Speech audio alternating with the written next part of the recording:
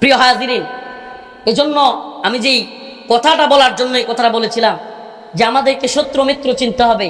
এই হাসিনা কিংবা হারুন কিংবা এই মাজার পূজারীরা আমাদের জন্য চ্যালেঞ্জ নয়, আমাদের প্রধান শত্রু নয়। এই উপমহাদেশের মুসলিমদের এদেশের সবচাইতে বড় শত্রুর নাম হলো হিন্দুত্ববাদী ব্রাহ্মণ্যবাদী তাগুতি শক্তি ইন্ডিয়া। এটা মাথায় ঢুকাইতে হবে। প্রিয় যুবক ভাইরা, আপনারা এখন রাজনীতি সচেতন, মাশাআল্লাহ, আলহামদুলিল্লাহ। স্কুল কলেজ ভার্সিটির ছেলেরাও রাজনীতি সচেতন। আপনারা এই কথাটা, হে ভাই কথা কোন কেরে মিয়া, সুপ্ত হন না। এখন এনে রৌদ্রের মধ্যে কোথায় বসতে বলবে হুজুর? এইভাবে থাক না, শুধু এই কোনাটা সেমার মধ্যে যারা একটু বসে যান। আপনার এরা বসে না কেন হুজুর? এই যে ক্যামেরা আছে তা এর নিচে বসলে দেখে না। এই বসেন বসেন, বসে যান। কি করবো আর?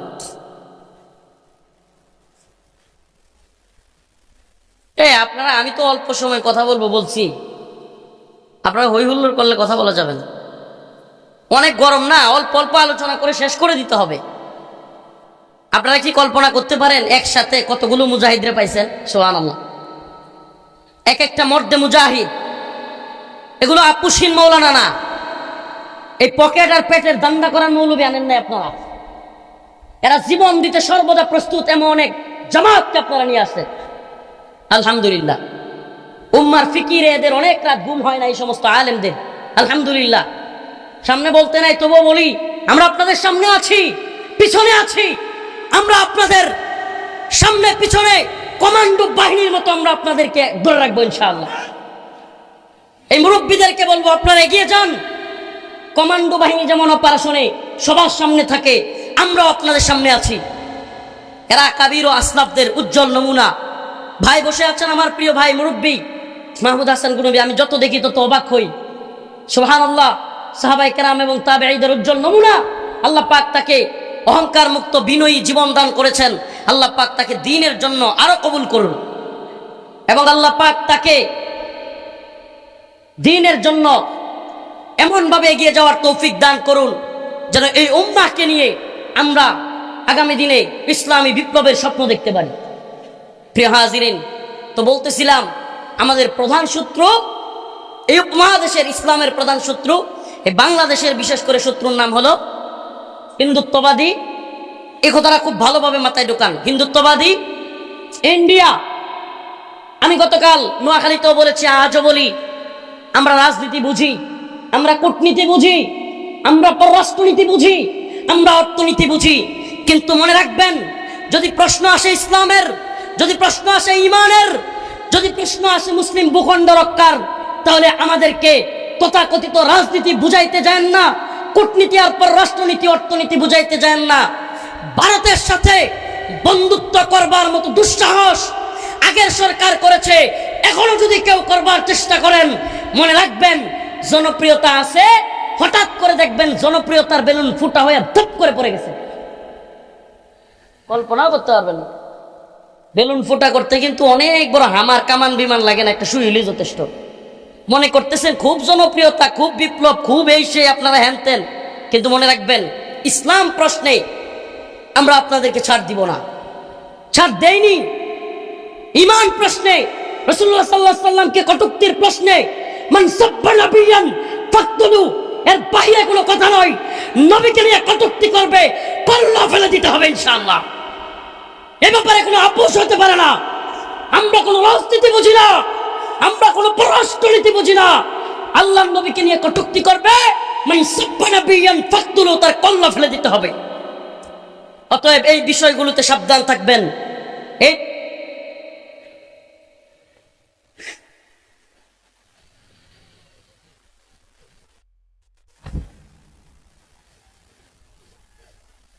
এই কয়েকটা বিষয়ে, এই কয়েকটা প্রশ্নে আমরা আপোষহীন। কথা ভালোভাবে বুঝবেন। ঈমান প্রশ্নে আমরা আপোষহীন। ঈমানের বিরুদ্ধে কেউ কথা বললে, সে আমার বাবা হোক আমি তার বিরোধিতা করব, সে আমার ভাই হোক আমি তার বিরোধিতা করব, সে রাষ্ট্রপ্রধান হোক আমি তার বিরুদ্ধে সর্বোচ্চ হুঙ্কার দিয়ে দাঁড়িয়ে যাব। ভারতের সাথে প্রীত করতে চাইবেন। এই ভূখণ্ডের সবচাইতে বড় শত্রু অখণ্ড ভারতের স্বপ্ন দেখা এই হিন্দুত্ববাদী তাগুতি শক্তি রাম রাজত্ব কায়েম করতে চায়। ওদের সাথে বন্ধুত্ব করে ক্ষমতায় আসতে চাইবেন, ওদের সাথে বন্ধুত্বের কথা বলবেন। এরা আমাদেরকে এমন কোনো কষ্ট নাই যেটা দেয়নি। অতএব এ ব্যাপারে আমরা আপোষহীন, এ ব্যাপারে আমরা আপোষহীন। আমরা আপোষহীন ইমানের প্রশ্নে, আমরা আপোষহীন ইসলামের প্রশ্নে, আমরা আপোষহীন রাসূলের প্রশ্নে। অতএব লাতাজিদান্না আশাদ্দান নাস আদাওয়াতাল লিল্লাযীনা আমানুল ইয়াহুদ ওয়াল্লাযীনা আশরাকু। আল্লাহ পাক বলেছেন, তোমরা মানুষদের মধ্যে আশাদ্দান নাস কঠিন হিসেবে, শত্রু হিসেবে মুমিনদের পাবে আদাওয়াতাল লিল্লাযীনা আমানুল ইয়াহুদ ওয়াল্লাযীনা আশরাকু। এদের মধ্যে এক দল হলো ইহুদি, নাম কি? আরেকটা হলো মুশরিক, এই হিন্দুত্ববাদী মুশরিকরা। ইহুদিরা গোটা পৃথিবীতে, আপনি আল্লাহ পাক বলেছেন সেই কোরআনে কত শত শত বছর আগে, এখন মিলাদ পুরো পৃথিবীতে মুসলিম উম্মার উপর সবচাইতে বেশি নির্যাতন করা একটা দেশের নাম হলো ইসরায়েল। এরা কি? ইহুদি। এরা কি? আরেকটা দেশের নাম হলো ভারত। কাশ্মীরে আমাদের উপর নির্যাতন করতেছে মুশরিকরা, ফিলিস্তিনে আমাদের উপর নির্যাতন করতেছে ইহুদিরা। আল্লাহ পাকের কথা মিলছেনি? সবচাইতে বেশি কঠিন শত্রু এরা। এমনকি মাঝে মাঝে ফিলিস্তিনে আমাদের ভাইয়ের আমার এই ভারত, এই বন্ড হিন্দুত্ববাদী তাগুতি শক্তি অস্ত্র পাঠায় ইসরায়েলের কাছে। ইসরায়েলের কাছে লঞ্চ বড়ে বড়ে, জাহাজ বড়ে বড়ে অস্ত্র পাঠায়, গোলা বারুদ পাঠায়। মাঝে মাঝে হিন্দুত্ববাদী নেতারা হুমকি দেয় যে যদি বেশি নড়াচড়া করো, ওই তো সেদিন রাজনাথ সিং প্রতিরক্ষা মন্ত্রী তার সেনাবাহিনীকে বলে তৈরি থাকার জন্য, বাংলাদেশ প্রশ্নে সেনাবাহিনীকে প্রস্তুত থাকতে বলে। আবার বলে আমাদের হামাসের ভাইদের তুলনা দেয়, ইউক্রেন রাশিয়ার তুলনা দেয়। মানে হামাস যেমন ফিলিস্তিনে আছে, ইউক্রেন যেমন রাশিয়া আক্রমণ করেছে, তারাও বুঝাইতে চায় বাংলাদেশে আমরাও আক্রমণ করতে পারি।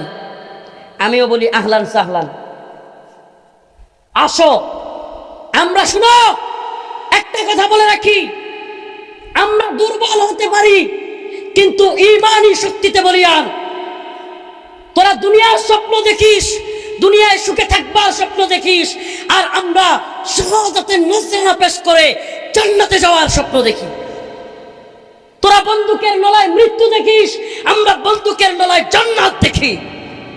আমরা মনে করি মায়ের খাওয়াও সুন্নত, দেওয়াও সুন্নত। আমরা স্বপ্ন দেখি হয়তো শরীয়ত নয়তো খেলাফত, হয়তো শরীয়ত নয়তো শাহাদাত। আমরা এই স্বপ্ন লালন করি। ইনসাফের সম্পাদক মাহফুজ ভাই, ওনার একটা কথা 2 দিন আগে আমি ভিডিওতে দেখলাম, খুব ভালো লাগছে আমার কথাটা। এদেশে কেউ যদি মাও সেতুং এর কথা বলতে পারে, লেনিনের কথা বলতে পারে, কার্ল মার্কসের কথা বলতে পারে, তাহলে আমি খেলাফতের কথা কেন বলতে পারবো? আমাকে বলেন, কার্ল মার্কসের আদর্শ যদি কেউ গ্রহণ করে এবং সেই পক্ষে জনমত তৈরি করতে চায়, লেনিনের আদর্শ গ্রহণ করে যদি কেউ জনমত তৈরি করতে চায়, তাহলে আমরা কেন খিলাফতের কথা বলে, হুকুমত প্রতিষ্ঠা করার কথা বলে কথা বলতে পারবো না? কি সমস্যা? আশ্চর্য লাগে, ওই বাম সেকুলার গণতান্ত্রিক ব্যক্তিগুলোর আগে আমাদের তথাকথিত ইসলামিক গণতান্ত্রিক দলেরা আমাদের বিরোধিতা আরো আগ্রহ করে। এরা মনে হয় যে গণতন্ত্রের লিডারশিপ নিছে, মানে এর বাইরে কথা বললে এইটা সেটা মানহাজি জঙ্গি এই সেই বইলা থামায় দিতে চায়। কয় ফেসবুকে যুদ্ধ, এই সেই, ফেসবুক পর্যন্তই। তো তোরা কই কি করতেছিস? সামাজিক যোগাযোগ মাধ্যমের গুরুত্ব যদি নাই থাকতো, আমাকে বলেন, হাসিনা সরকার কি সামাজিক যোগাযোগ মাধ্যম বারবার বন্ধ করে দিত? সামাজিক যোগাযোগ মাধ্যমের গুরুত্ব যদি নাই থাকতো, ইন্টারনেট কি যে কোনো বিশ্বের যে কোনো জায়গায় আন্দোলন হলে ইন্টারনেট বন্ধ হয়ে যেত? আপনারা জানেন 7 সিস্টার্সের মণিপুরে ভয়াবহ অবস্থা।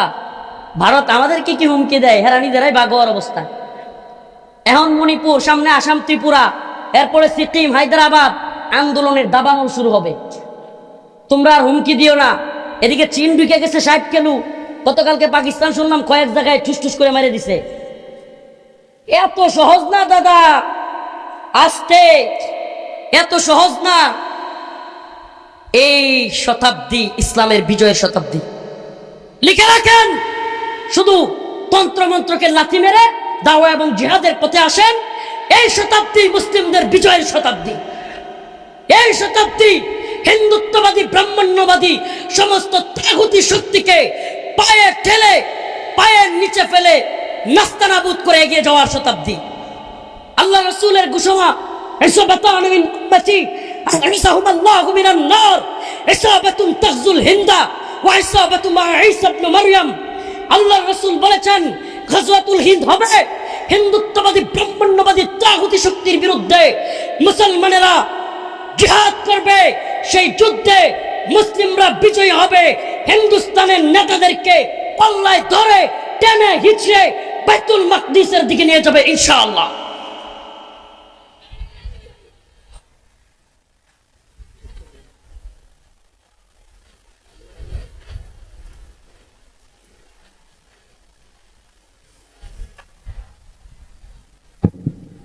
এই আল্লাহর বান্দা, এই বাবা 70 বছরের মানুষ ইমানি জজবায় যদি দাঁড়ায় যাইতে পারে, আমি চাই এই আগুন সমস্ত যুবকের মনে জ্বলুক।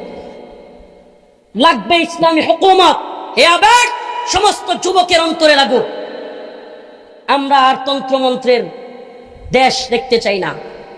আমরা তন্ত্রমন্ত্রের সংবিধান দিয়ে দেশ পরিচালনা দেখতে চাই না। এটা শুধুমাত্র বেইনসাফি, জুলুম, নির্যাতন ছাড়া এই সংবিধান বা এই সিস্টেম আর কিছু দিতে পারে না। তোরা যদি রাষ্ট্রধর্ম ইসলাম এই কথা বলে সংবিধানের বিরোধিতা করতে পারিস, তাহলে সংবিধানে লেখা আছে সমস্ত ক্ষমতার মালিক জনগণ। এই সংবিধানের কথাই গ্রহণযোগ্য, আর সব বিরোধী মত এই সংবিধানের বিরুদ্ধে গেলে সেটা পরিত্যাজ্য। নাউজুবিল্লাহ, কোরআনের কথা হলেও ওটা তো লেখা নাই, কিন্তু বাস্তবতা কি? অতএব তোমরা যদি ইসলাম প্রশ্নে রাষ্ট্রধর্ম কেন ইসলাম সংবিধানের বিরোধিতা করতে পারো, আমরাও জনগণ ক্ষমতার মালিক নয়, আল্লাহ ক্ষমতার মালিক, এই প্রশ্নে আমরাও বিরোধিতা করতে পারি। কথা একদম সুস্পষ্ট। আলোচনা শেষ, ভাই চলে এসেছে। আল্লাহ পাক আমাদের সবাইকে এই হিন্দুত্ববাদী তাগুতি শক্তির শত্রুতা বুঝবার তৌফিক দান করুন, এবং এই ভূখণ্ডের উপর নজরদারি রাখা। যুবক, দায়িত্বশীল হতে হবে। প্রিয় যুবক ভাই, এই ভূখণ্ডের উপর নজর রাখতে হবে। এই ভূখণ্ডে তোমার আমার স্কুল কলেজ ভার্সিটির ভাইদেরকেও তোমরা বোঝাও, এই ভূখণ্ডে ইসলামী হুকুমত ব্যতীত শান্তি, বৈষম্যের আমূল নিরসন আদৌ সম্ভব না। বৈষম্য বিরোধী আন্দোলন যদি প্রকৃতপক্ষে বৈষম্য দূর করতে চাও, তবে ইসলামের পথে আসো, দ্বীনের পথে আসো, কোরআন সুন্নাহর পথে আসো, এবং এই হিন্দুত্ববাদী ভারতের বিরোধিতায় আসো। তোমাদের সাথে আমরা একমত, তোমাদের সাথে আমরা একমত। আবারও বলতেছি, আমি আর আপনি দুইজন মিলে ঢাকা যাব, দুই দলের লোক একসাথে যাইতে সমস্যা আছে? সমস্যা নাই। আপনি যাবেন ময়মনসিংহ পর্যন্ত কিংবা গাজীপুর পর্যন্ত, আমি যাব ঢাকা, ঠিক আছে? আমার সাথে আসেন। আমরা এই রাজনীতিগুলো বুঝি যে আপনি ভিন্ন মতের, আপনার দৌড় গাজীপুর পর্যন্ত, আচ্ছা আপনার দৌড় গাজীপুর হোক, আসেন আপনারা নিয়ে একটু আগাই, এতে সমস্যা নাই। কিন্তু মনে রাখবেন, ইসলাম প্রশ্নে, দ্বীন ইমান প্রশ্নে আমরা আপনারও বিরোধিতা করতে পারি, আর না হয় আপনার সাথে আমার থাকতে সমস্যা নেই। নাসরুম মিনাল্লাহ ওয়া ফাতহুন করিব ওয়া বাশশিরিল মুমিনিন। আসসালামু আলাইকুম ওয়া রাহমাতুল্লাহি ওয়া বারাকাতুহু।